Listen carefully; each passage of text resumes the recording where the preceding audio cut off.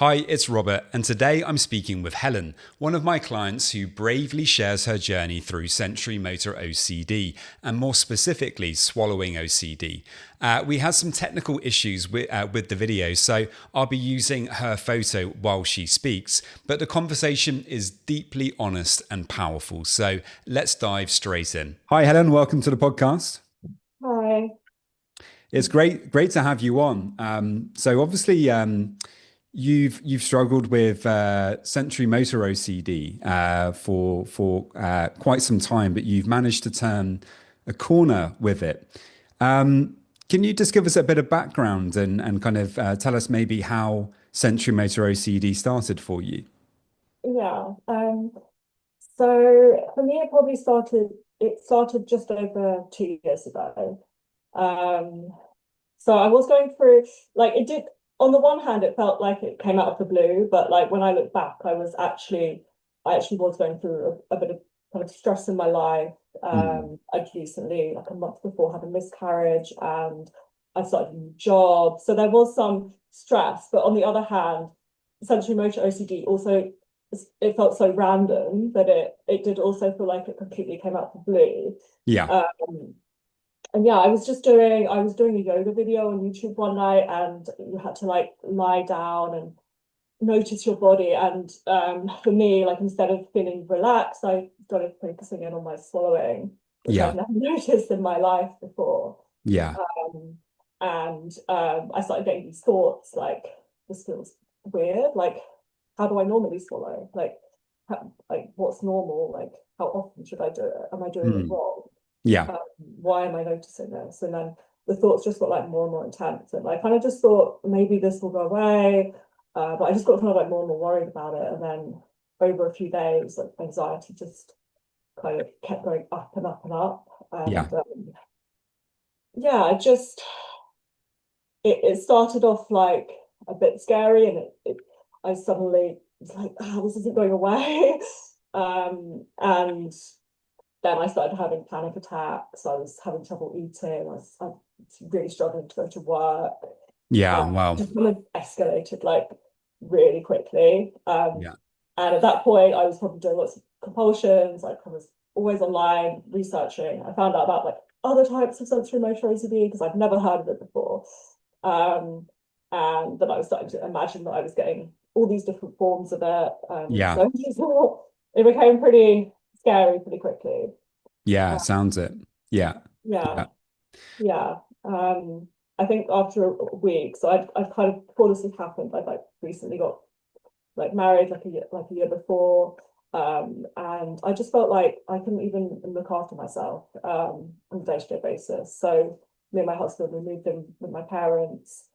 Um, I kind of told everyone what I was obsessed with, and they were sympathetic, but they could not understand it. No, people are not able to understand it. It's very difficult. Yeah. And that I think makes it even more frustrating though when you're struggling with it. Yeah, it was very strange trying to explain this to even to my parents, my husband. I felt quite ashamed because like I felt like people in the world have real problems, and I'm struggling with something that isn't even a real problem. I mean, I've had some OCD things before, but this was probably the one that was a bit out there, like the most. Um, so yeah, so going to live with my parents, it was weird. It felt like a kind of a step back in my life. And although they did take really good care of me, I'm like really grateful that I had like that support nearby. So Yeah. Yeah. Yeah. um, but life was just really, really hard. Like as I said, I struggled to sleep, I struggled to eat, I had Mm. constant panic attacks. I Wow. didn't like see a future really.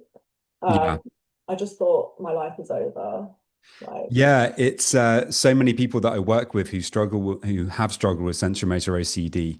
This is often the case that, people feel completely stuck, demoralized. There's a sense of hopelessness, I think, that comes in. Certainly, that was in my own story with sensorimotor OCD. That's how I felt a lot of the time. So, yeah, I can imagine that was very, very difficult for you. Um, So, and how did it impact your work? I just started a new job and it was a work from home job, which I kind of, for the most part, I kept going with it, but it was very sporadic. I mean, I did have to take some time off, and it was very difficult. I think if I'd had a job where I actually had to physically go into work, I probably would have like gone off sick or something. It was very difficult to cope. Yeah. I would have periods during the day where I just couldn't work, so then I'd end up like catching up in the evening and the weekend.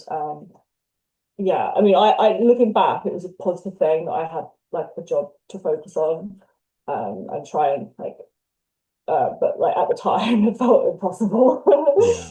Yeah, absolutely. And if you are struggling with sensorimotor OCD, my heart really goes out to you because I know just how difficult it can be and how hard that is when you feel that, you know the things that you need to do, but you don't feel that you can actually apply them. This is actually part of the reason for why I created my program for sensorimotor OCD. If you're interested in that, you can head over to my website, robertjamescoaching.com. There's a link in the show notes. And what were you doing then to try to manage it at this time? As I said before, I think like the constant researching was like a Mm, thing. And I think it's totally natural to want to do like a lot of research and like find success stories and that kind of thing. But for me, it just got out of hand. Like I'd just be like on the internet all the time, like on Reddit and like other websites, just reading like the same things over and over again. Watching like YouTube videos, and some of them really didn't help. Just kind of made me more scared. um, I think there was a lot of reassurance seeking. So for my family, I mean, I would like have they would have to tell me that I was going to be fine, I was going to get better, this was going to go away. Like, and I'd be able to tell me that like multiple times a day. yeah, I couldn't go to sleep at night without my husband telling me that when you wake up in the morning, it'll be gone. Um, and I made him tell me. Like, yeah, yeah, and then I don't know when they ran out of patience, I would get my dad to tell me. Like, yeah, it got a bit like I think at this point that they did kind of know about OCD and they knew they weren't like really supposed to, but they didn't really know how to handle me. So yeah, because I was in such a dark place with it, and I think that's really like why I wanted to come on this podcast was because it was such a dark time in my life, like, and I thought I would never feel good again, and my heart really goes out to anyone who's in that situation right now because you will yeah, feel good again, you will feel normal, yeah, but it just takes time. yeah. uh, and doing like obviously doing the right things, but mainly it takes time, I think. Okay, okay. So when did things begin to change for you, and what kind of kick-started that? um So yeah, I think we started working together like maybe a few months later. And I started listening to your podcast. And I did bring in some changes, but I'm not gonna lie, it wasn't like there wasn't like like a one technique that I did that like got rid of it. It has been like a really gradual process of like changing my mindset, I would say. Mm, Um, so I guess like the first thing that I tried to do would be like to go back. So I think the most important thing in getting over sensory motor to go is to like stop all the avoidance and go back to your normal life and put your focus on like the things that you want to do or you were doing before. yeah, Um, and it's kind of miserable at first because like you don't want to do that. You don't want to go back to your normal life, but with your new awareness, whatever it is, yeah, um, because it just feels like everything's worse than it used to be. It's like, so it does feel like kind of miserable at first. And I know at first, like when I heard like, oh, you have to go back to your normal life, I was just like, okay, fine, I'll do it, but I'll only do it to like, see if it go away. yeah, yeah, That was very much my mindset. And I think it's like that's normal. And if that's probably the only thing that got me out of bed in the mornings. It's better than staying in bed all day, which is like probably one of my other main compulsions was to spend a lot of time in bed, trying to escape by being asleep or whatever. yeah, Um, so I think just setting this kind of little goals, like things that I was avoiding. Like I wasn't interested in, like, I don't know, watching a TV program or reading a book, because those things weren't going to solve my problem. Mm. Um, so I went back to kind of, I picked a TV program and watched it with my family like every night, um, and try and focus on the actual program as much as I could. I picked a book that I was going to read a chapter of every night. I'm not saying like I enjoyed these things, because I didn't. But I just kind of did them Yeah. anyway. Yeah. I yeah. So I think I just put little things, like I decided, or like we talked about, like the values. And I realized, like, my family is a really big value. Like, my niece had just been born, and I wanted to be a good auntie. So I was going to, like, I committed, I'm going to spend time with her, like, even though I feel awful. Yeah. Yeah. um, yeah. And now, like, 2 years later, we have an amazing relationship. So it's like really nice. There we Uh, go. Yeah. and like we went, and I took up swimming again. I didn't really want to. My family kind of pushed me to do it as well, a little bit. But that kind of gave me a little bit of, like, I don't know, it just gave me something every day to like focus on that Yeah. wasn't Yeah. the swimming. So I just started off with like really small things. Yeah. Yeah. Yeah. I think, what you're describing is so common in sensory motor OCD. So many people, myself included, we kind of were struggling with it so much. You do want to stop doing things. And that might often include, going to work or doing activities that you previously enjoyed. Because I think we often tell ourselves, well, I just need to get rid of the sensory motor awareness. Mhm. Once that's gone, then I can start living my life. Then I can start being happy. But of course, that's a trap. And when we wait for that moment, well, it never quite comes, because when we're waiting around, typically we stay more aware of the problem. When we begin to take action, which is, I think, what you're talking about, it's like you get back into your life, and you start really focusing in on just doing things, and trying to bring acceptance to the kind of anxiety that you might be experiencing. And actually, this is a kind of form of exposure, because what we really want to be doing is we want to be sat there ruminating about the awareness, which is one of the sneakiest compulsions. But actually, it's the kind of thing that keeps the sensory motor OCD running in the background. And when we choose to come into the present moment and focus on our goals, our values, activities that are meaningful to us, at some point, we begin to notice that, the awareness has taken a back seat for a few minutes here and there. Maybe we're still aware of it most of the time, but little by little, you start getting some wins where you realize, oh, I haven't been aware of it for a short time. And wow, I didn't think that could happen. And it did just happen. What more can I do? Mhm. Yeah, yeah.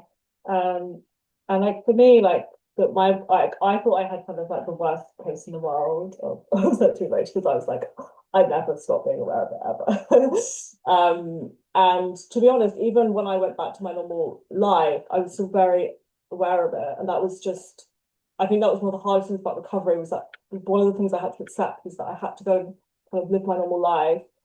My anxiety levels had to come down before the awareness started fading away. And so Yeah. it wasn't like, oh, today I'm just going to be like at work, so then I won't notice it. It's like, it was kind of like a process of just slowly teaching my brain that this isn't like dangerous, or this isn't worth thinking about. This isn't worth trying to solve. But I think like the time, sometimes like the time lag between kind of doing the right thing and feeling better can be a little bit like off-putting.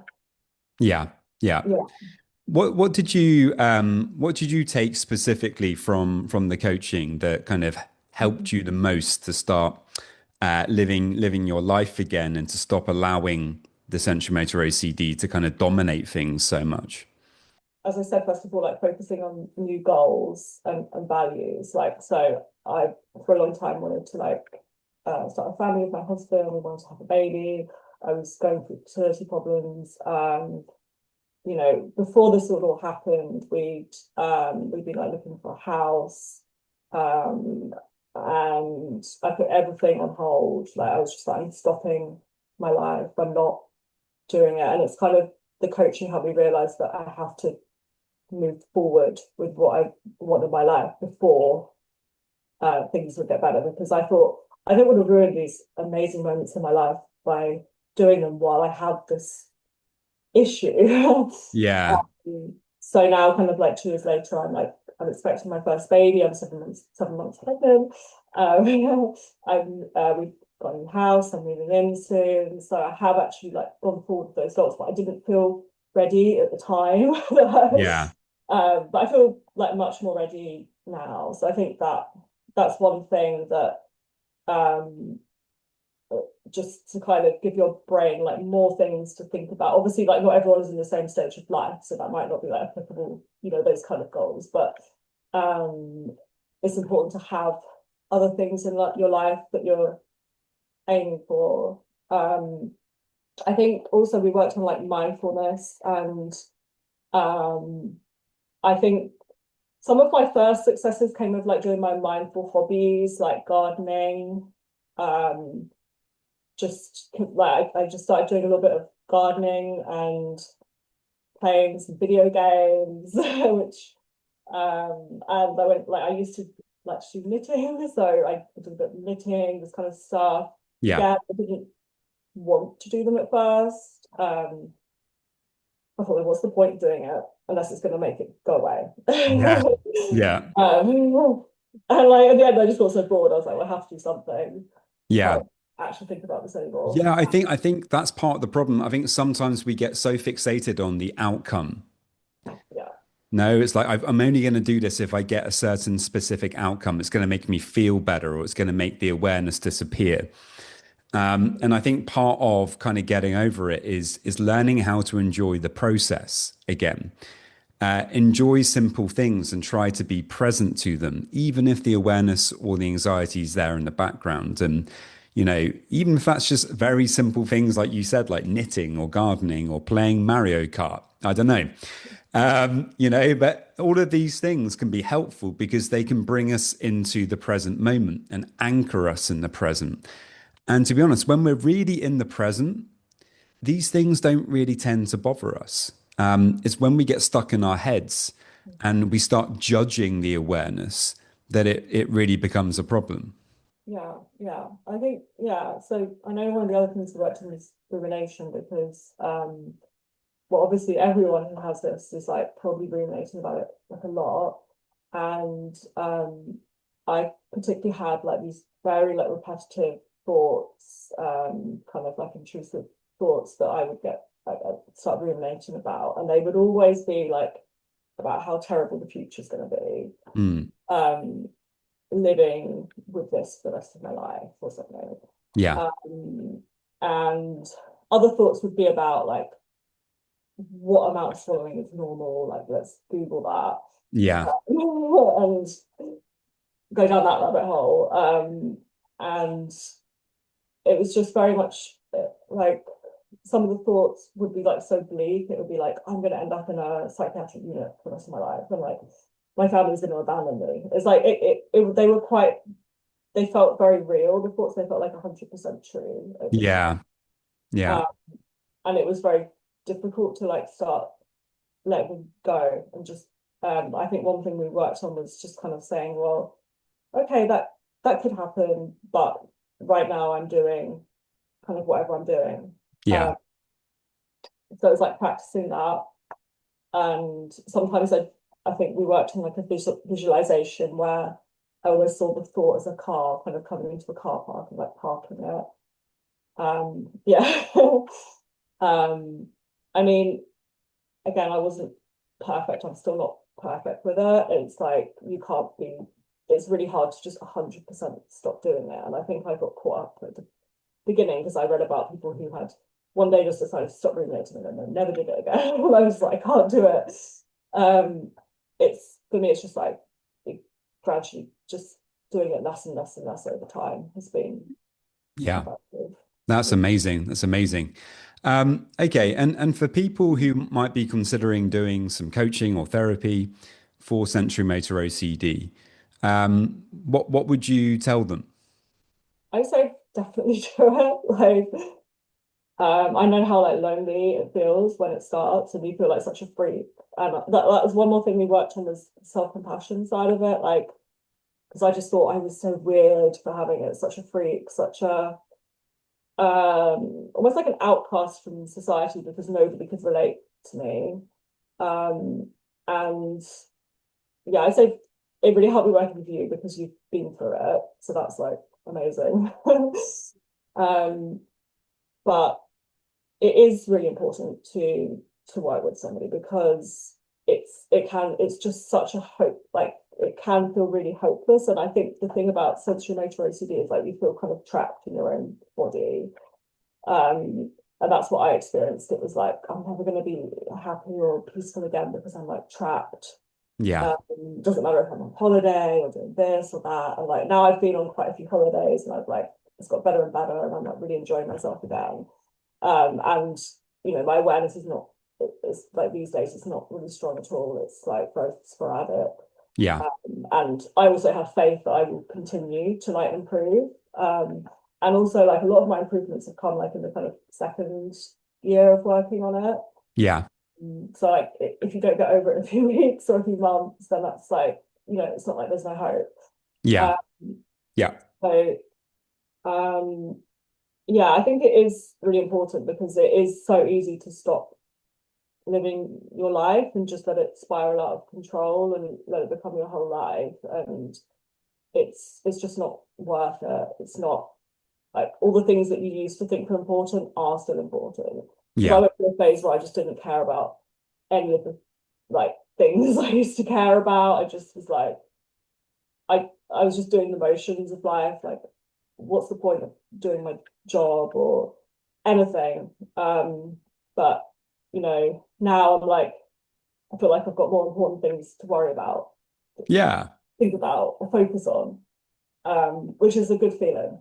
Yeah, no, it's Yeah. amazing. It's a great story, and I think one big thing that sounds like you've worked on is kind of a sense of developing a sense of hopefulness. Know that things really can improve. Again, I think this is something that I myself struggled with, and I think many people do. That when we're struggling with sensorimotor OCD, it steals your hope, as you were just saying. It makes you feel trapped, like you can never get out of this maze, but as you've been proving to yourself, you really can. And, you know, so it's really nice to hear you kind of state that. And, you know, thank you so much for coming on the podcast to share your story, Helen. Thank you. Yeah, I mean, this is like we're out of my comfort zone, but I wanted to do it because um like I just know I know how bad it is. I know how hard it is. And I just want other people to feel like they're not alone and that they have like hope for the future. And like you will get your brain will get bored of it eventually. Even if it feels impossible. Yeah. Yeah, it's funny. Sometimes it's quick for some people, and other times it sticks around and takes longer for others. But there's a path, there's a road to get out of it. So thanks again, Helen. Yeah, thank you. So I really hope that you found that helpful. If you have any questions at all, as always, do please let me know. And remember, I do offer a free discovery call. To get that, you can head over to my website, robertjamescoaching.com. There's a link in the show notes, and I will see you next time. This video is for education only. It's not therapy or medical advice. If you're struggling, please speak with a licensed mental health professional.